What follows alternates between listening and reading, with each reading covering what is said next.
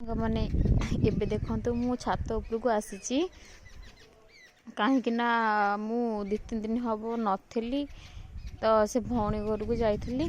ତ ଦେଖନ୍ତୁ ମୋ ଗଛ ଗୁଡ଼ାକ କେମିତି ମାନେ ଝାଉଁଳି ପଡ଼ିଛି। ମମି ତ ପାଣି ଦେଉଛି ହେଲେ ବି ଦେଖନ୍ତୁ ଗଛ ଗୁଡ଼ା କେମିତି ମାନେ ଇଏ ହେଇଛି। ମୁଁ ତ ନଥିଲି, ମୁଁ ନଥିଲେ ବି ମୋର ଗଛ କଥା ବହୁତ ଚିନ୍ତା ହୁଏ କି କ'ଣ ହେଇଥିବ, ପାଣି ଦେଇଥିବ ନ ଦେଇଥିବ, ମାନେ ମୁଁ କେତେ ମାନେ ମୁଣ୍ଡରେ ପଶେ ସବୁ। ତ ଆଜି ଆସିକି ସକାଳେ ମୁଁ ଆସିଲି ହେଲେ ମୋତେ ଟାଇମ୍ ହେଲାନି ଟୋଟାଲି। ତ ମୁଁ ଏବେ ଆସିଲି ଦେଖିବାକୁ। ତ ଏଠି ଦେଖ, ଏଟା ତ ମୁଁ କରିନି, ମମି ବୋଧେ କରିଛନ୍ତି। ଦେଖ ସବୁ ଛୋଟ ଛୋଟ କି ଗଛ, କାକୁଡ଼ି ଗଛ ନା କ'ଣ ତାକୁ ଲଗେଇଛନ୍ତି। ଆମର ଏଠି ଘର ପାଖକୁ ବାରି ନାହିଁ, ଏଟା ହେଲା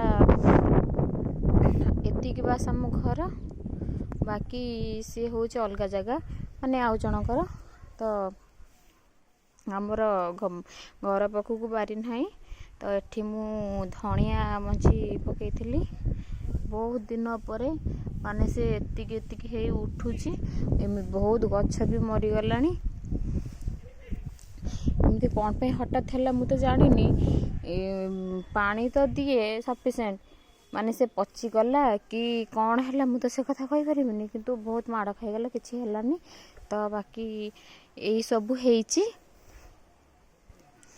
ଆର ସବୁ ଫୁଲ ଦେଲାଣି, କଢ଼ ଫୁଲ ଦେଲାଣି ସବୁ। ଇଏ ହେଉଛି କଲରା ଗଛ, ଆଉ ଇଏ ହେଉଛି କାକୁଡ଼ି ଗଛ। ତ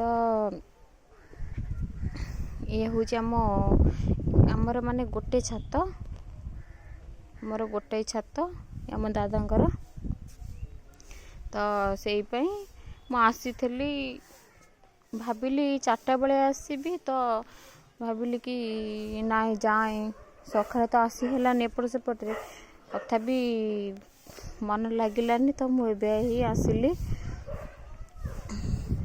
ଆଉ ଇଏ ଦେଖନ୍ତୁ, ଏତିକି ହିଁ ଆମ ଜାଗା।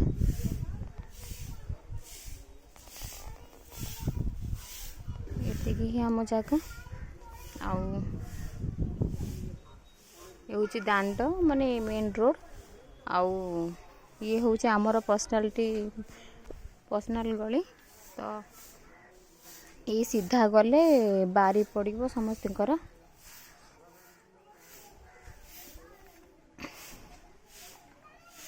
ଦେଖନ୍ତୁ ଇଏ ହେଉଛି ଆମ ଦାଣ୍ଡ, ମାନେ ଇଏ ହେଉଛି ଆମର, ମାନେ ସବୁ ଅଲଗା କେହି ନାହାନ୍ତି, ବାସ୍ ନିଜ ଘର ଲୋକ ସମସ୍ତେ, ଭାଇଆ, ବାସ୍ ଏତିକି। ଆଉ ମୁଁ ବାରିକି ଗଲେ ଆପଣମାନଙ୍କୁ ନିଶ୍ଚୟ ଆମର ଗଛ ଲାଗିଛି ନିଶ୍ଚୟ ଦେଖେଇବି। ଭିଡ଼ିଓ ଯଦି ଭଲ ଲାଗେ ତାହେଲେ ଲାଇକ୍, ସେୟାର, କମେଣ୍ଟ ନିଶ୍ଚୟ କରିବେ।